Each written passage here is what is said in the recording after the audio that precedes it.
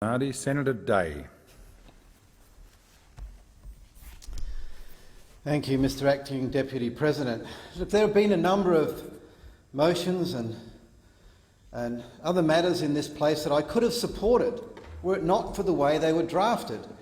I oppose this because it talks about, and I quote, hate speech, an emotionally charged phrase if there ever was one.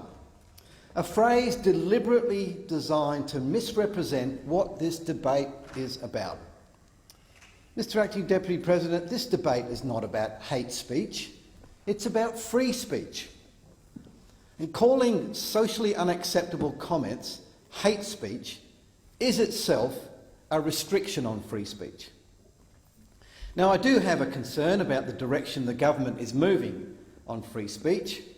The government has moved from a pre-election promise to promote free speech, to a post-election position to do nothing, to recent statements that perhaps it will look to even further restrict free speech.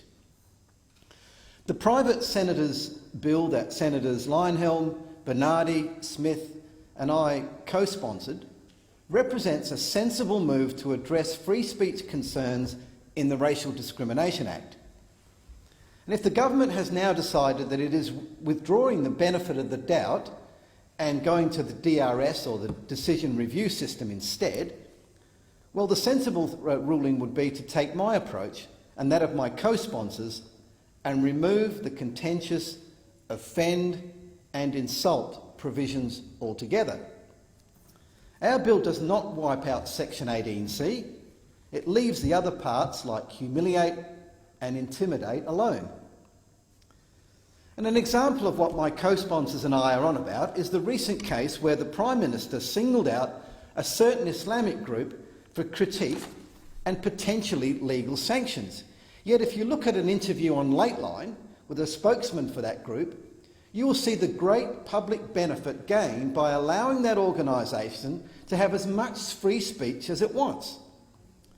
Professional forensic interviews and critiques of the positions advocated by that group will expose to the public the very disturbing aspects of their beliefs and the serious problems with their statements, and whether or not they sit well with the Australian people. Banning that group's freedom to speak, however, is not the answer.